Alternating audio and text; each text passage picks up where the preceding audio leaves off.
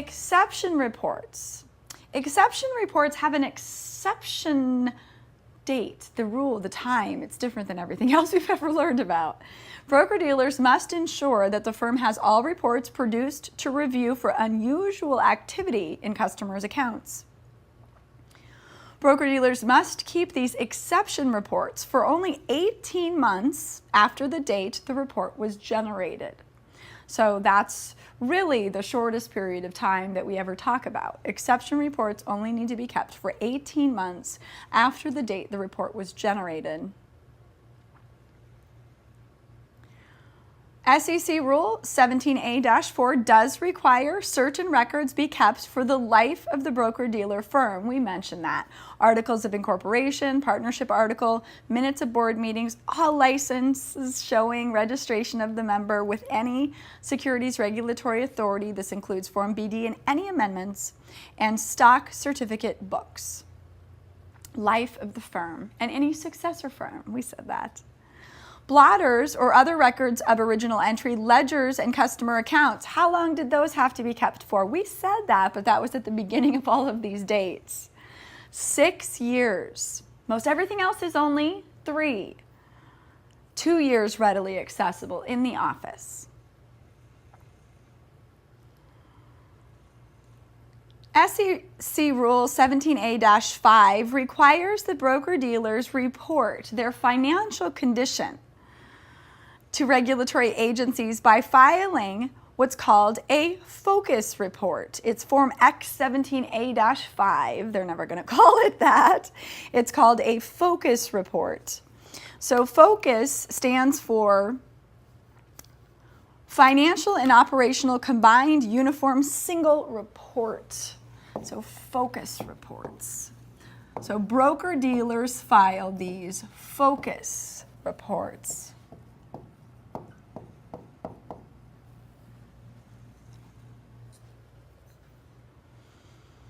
Focus reports are required to be filed electronically with FINRA through what's called the eFocus system. These forms are also filed with the SEC in paper form. The actual form consists of different parts. So we're going to have part 1. We're going to have part 2, and we're going to have part 2A. It's done in Roman numerals. I don't write like that usually. Part 1, part 2, and then part 2A. Part 1 of the focus report is a summary of key ratios and numerical data to be filed monthly by general securities firms who carry customer accounts. It needs to be filed within 10 business days after the end of each month. So carrying firm files monthly within 10 days of month end.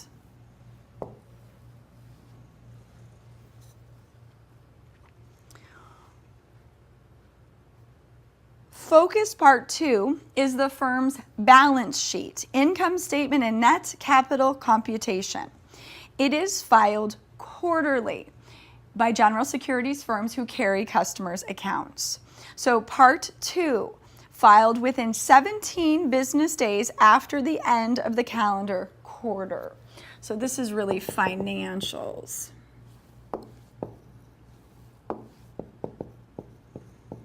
So once again, carrying firm filed quarterly within 17 days of quarter end. Both of these, 10, this is business days, within 17 business days of quarter end.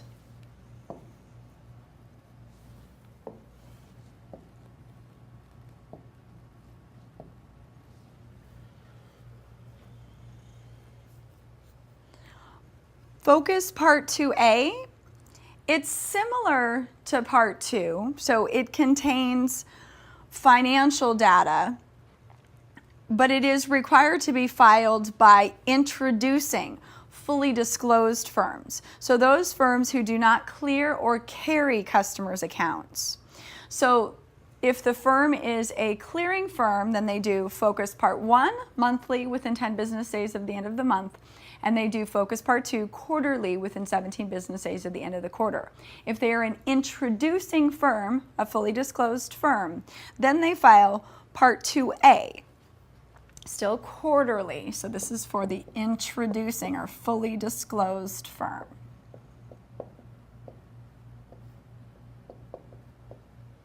Done quarterly. 17 business days.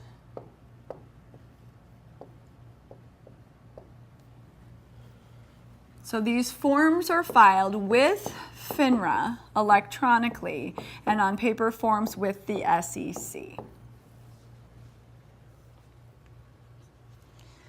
SEC Rule 17A-5 also requires broker-dealers to file an annual audit report prepared by an independent public accountant with the SEC within 60 days of year's end. So an annual audit report.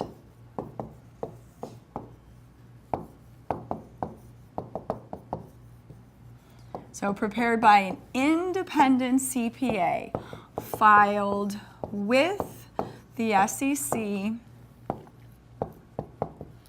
within 60 days of year's end.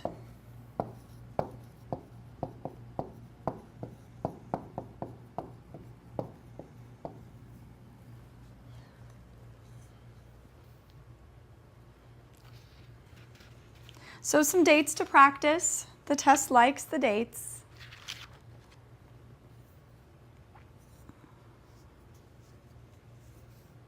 I made you a chart. Carrying firms, Focus 1, filed monthly within 10 days.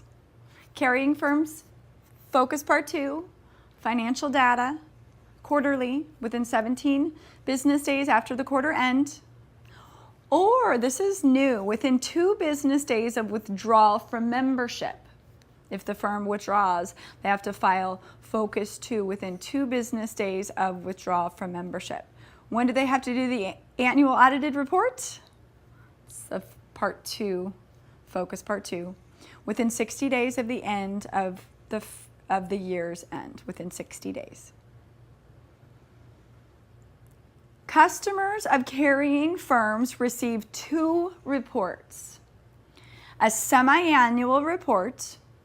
It's kind of the same rule that if you're the customer of a mutual fund company, you get a semi-annual report and an annual report. So customers of carrying broker-dealers get unaudited financials, so unaudited balance sheet and statement of net capital, and an annual report, that annually audited balance sheet and statement of net capital. Introducing or fully disclosed firms, what do they file? Focus Part 2A, when? Quarterly, within 17 business days, or within 2 business days of withdrawal from membership. That would be true for them as well. They do their annual audited Focus Part 2A within 60 days of year end. If a broker-dealer has a year end that does not occur on a calendar quarter, then the firm must file a 5th Focus 2 or Focus 2A report with FINRA within 17 business days of the year-end date. The annual audited Focus 2 or Focus 2A reports must include the firm's balance sheet, income statement, statement of changes in shareholders' equity, and computation of net capital. SEC Rule 17A-8 requires every broker-dealer who is subject to the Currency and Foreign Transaction Reporting Act of 1970 to comply with the record retention requirements of the Code of Federal Regulations. Where federal law requires the same records to be kept for different periods of time, Such records shall be preserved for the longer period of time, which is kind of what I had said earlier. Whenever there's the difference between a FINRA rule and an SEC rule, the firms are always going to default and keep the records longer. Now, we introduced this concept, SEC Rule 17A11. This is the early warning rule. So, early warning rule. We already talked about this, but it doesn't hurt to remind ourselves the early warning rule. So this has to do with net capital. It has to do with aggregated indebtedness to net capital ratios. Broker-dealer firms must file notices, known as early warning notices, even when there is no net capital violation.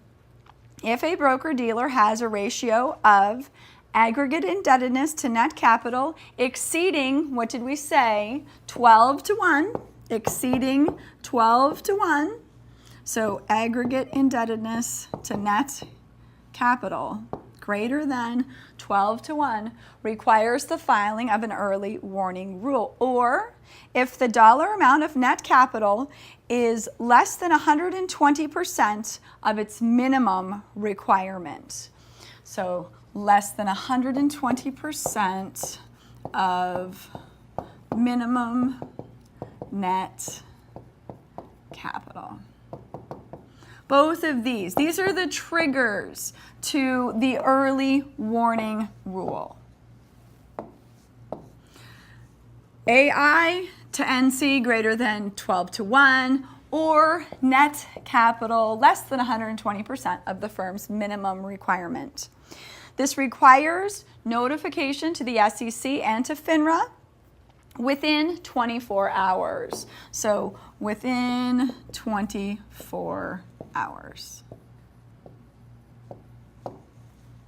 Both to the SEC and to FINRA.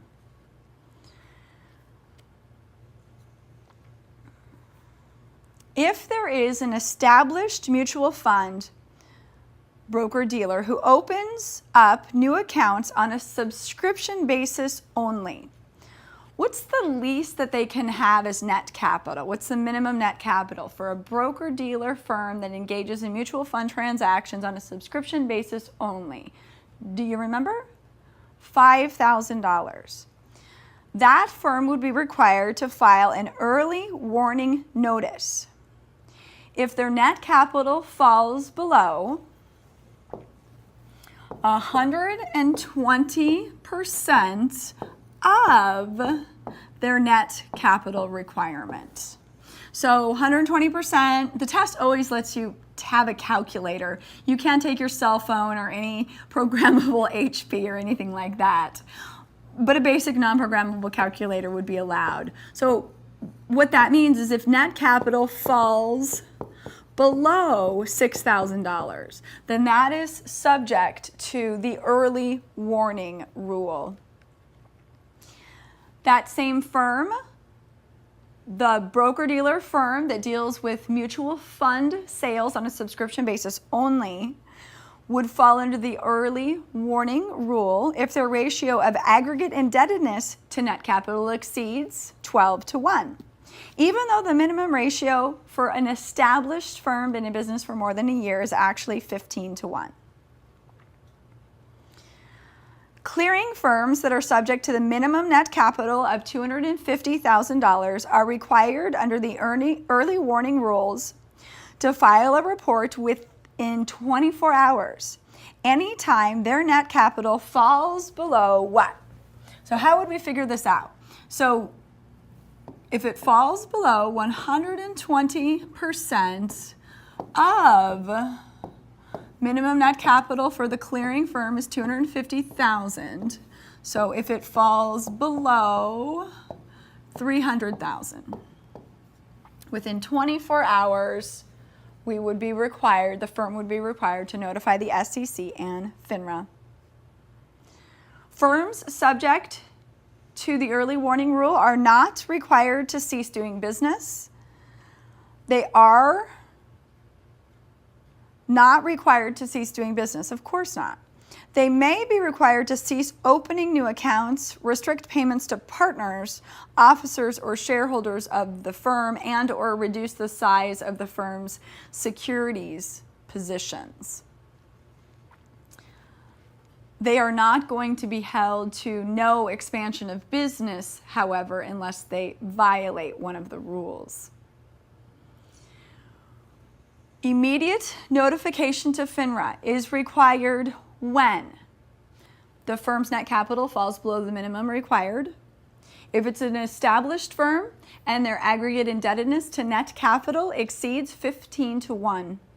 If it's a firm in their first year, then they would have to give immediate notification to FINRA and the SEC, no expansion of business if their aggregate indebtedness to net capital exceeds what? What's the first year rule? 8-1, that's right. Anytime the firm's books and records are not current, they must give immediate notification to FINRA and the SEC. They need to also, if their books and records are not current, follow up within 48 hours with procedures to correct the fact that their books and records are not current. So early warning, net capital falls below 120%, aggregate indebtedness to net capital exceeds 12-1. There's only an early warning rule for established firms. 24-hour notification, expansion of business is allowed. So what is expansion of business? It includes an increase in the number of registered reps, opening new branch offices, and market making. So we said, under early warning rules, firms do not have to cease doing business. They are actually allowed to expand their business, but they may be required to cease opening up new accounts, restrict payments to officers, partners, or shareholders, and reduce the size of the firm's securities positions. If the firm notices that there are material inadequacies in accounting methods, they must give 24-hour notification to FINRA and the SEC. And follow up within 48 hours with procedures to correct. SEC Rule 17F-1, Lost and Stolen Securities Rule. This rule requires a broker-dealer firm to report securities that have been stolen, are missing or lost, are counterfeit, or are canceled to the transfer agent for the security, the Securities Information Center, and the appropriate law enforcement authorities where there is substantial basis for believing that criminal activity was involved. So you don't always have to get the FBI involved, but if you have a belief that criminal activity was involved, then you do. So transfer agent, Securities Information Center, and maybe even the FBI.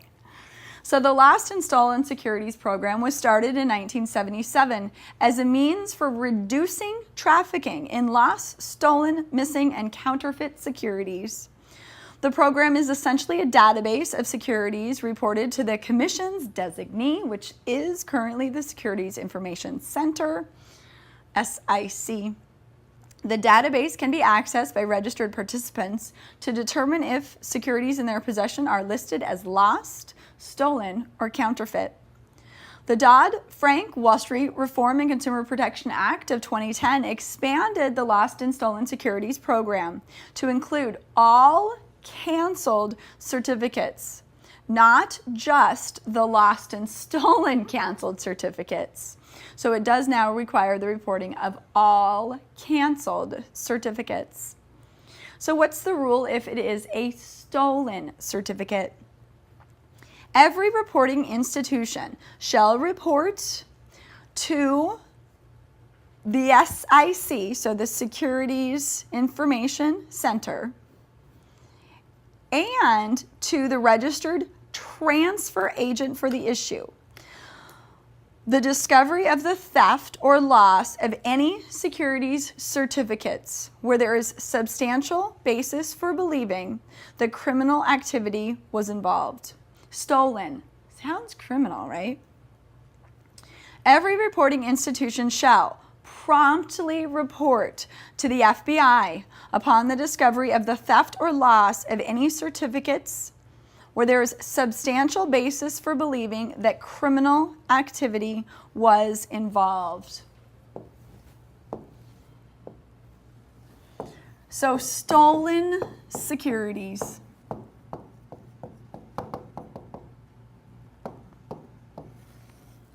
We're notifying the Securities Information Center. We're notifying the transfer agent.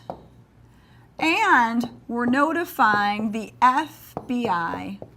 When do we tell the FBI? Promptly. They love this. They just love these little things. Stolen. That sounds like criminal activity to me. Missing or lost certificates. Every reporting institution shall report to the Securities Information Center and to the registered transfer agent of the issue the discovery of the loss of any securities certificate where criminal actions are not suspected when the securities certificate has been missing or lost for a period of 2 business days. That's such a funny rule to me. Okay, so what's it talking about? Missing or lost? I don't know. Have you ever lost something? My husband always loses things all the time. His wallet, his car keys. When's he going to find them? Probably tomorrow or in the next day. So that's kind of where the rule comes into play as far as if we don't think that it's been stolen, it's just securities that are missing, they're lost. You don't have to notify anyone for a period of 2 days because, that the thought is maybe they'll show up. So who do we have to notify? The Securities Information Center, the transfer agent. So when we think that it is theft, that they're stolen, then we have promptly to notify the FBI. So if the securities have been missing or lost for a period of 2 days, so missing or lost for a period of 2 business days.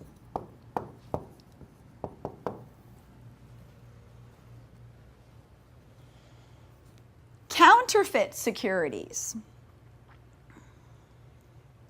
Every reporting institution shall report the discovery of any counterfeit securities to the Securities Information Center, to the registered transfer agent of the issuer, and to the FBI. Counterfeit. So here we got the FBI involved again. Counterfeit is bad, right? Securities Information Center, transfer agent.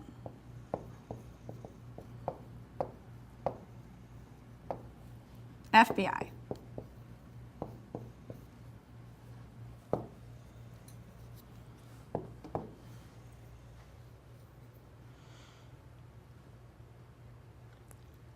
Securities that have been lost, stolen, or are counterfeit must be reported within 1 business day of discovery.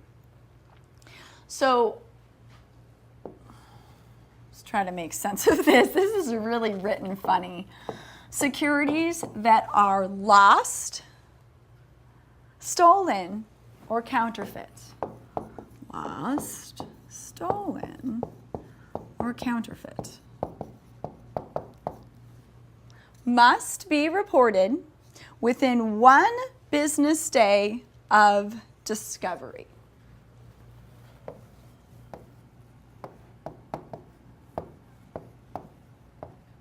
Okay, let's see if I can make sense of this for you. Let's see if we can do this.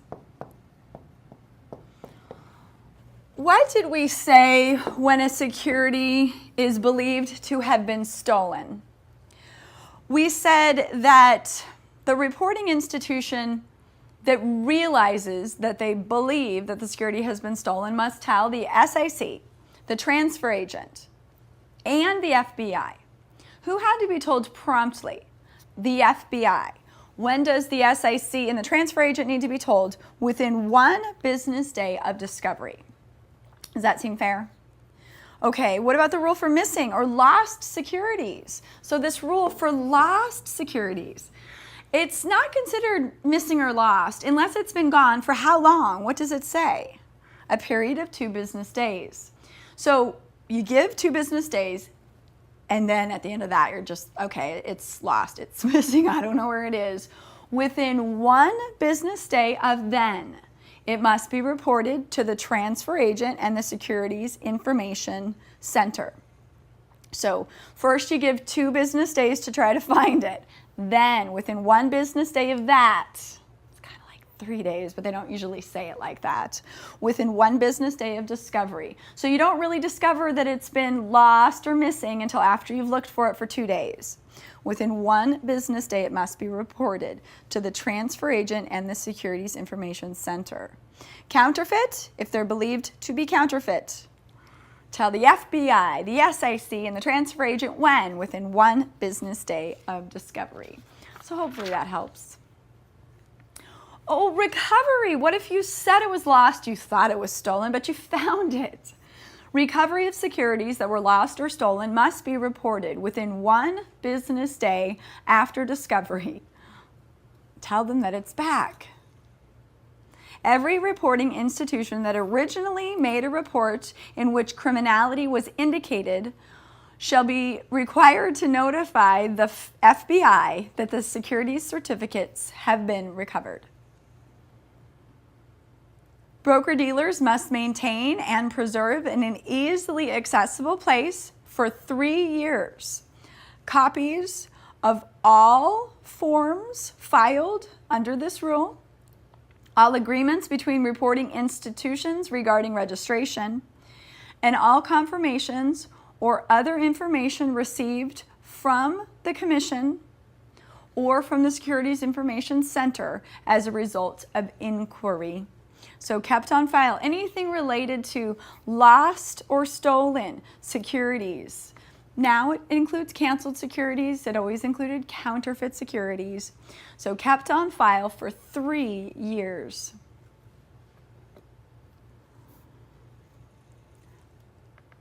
SEC Rule 17F-2 has to do with fingerprinting of securities industry personnel. Fingerprints are required of every person who is a partner, director, officer, or employee of a broker-dealer firm who is engaged in the sale of securities or who regularly has access to the handling of securities, monies, or to the original books and records relating to securities or monies. Further, persons who have supervisory responsibility over persons engaged in these activities are also required to be fingerprinted. All fingerprint cards shall be retained by the broker-dealer in their principal office for a period of not less than 3 years after termination of that person's employment or relationship with the organization. FINRA Rule 2261 has to do with disclosure of financial condition. A member firm shall make available to inspection by any bona fide regular customer upon request the information relative to such member's financial condition as disclosed in its most recent balance sheet. So basically assets and liabilities. It's none of your client's business what the broker-dealer's income statement is, but the customer has the right upon request to a copy of the firm's balance sheet. A customer means any person who, in the regular course of business, has cash or securities in the possession of the member firm. In lieu of making such balance sheet available to inspection, a member may deliver the balance sheet to the requesting bona fide regular customer in paper or electronic form, provided that with respect to the electronic delivery, the customer must consent to receive the balance sheet in electronic form, which most people would today. Any member who is a party to an open transaction or who has on deposit cash or securities of another member shall deliver upon written request of the other member in a paper or electronic form a statement of its financial condition as disclosed in its most recent balance sheet. Consent of the other member is not required to permit electronic delivery of the balance sheet. So firm to firm, you can deliver the balance sheet electronically. It doesn't matter if they care or not. But if the firm wants to give a customer an electronic balance sheet, the customer must consent to receiving it that way first.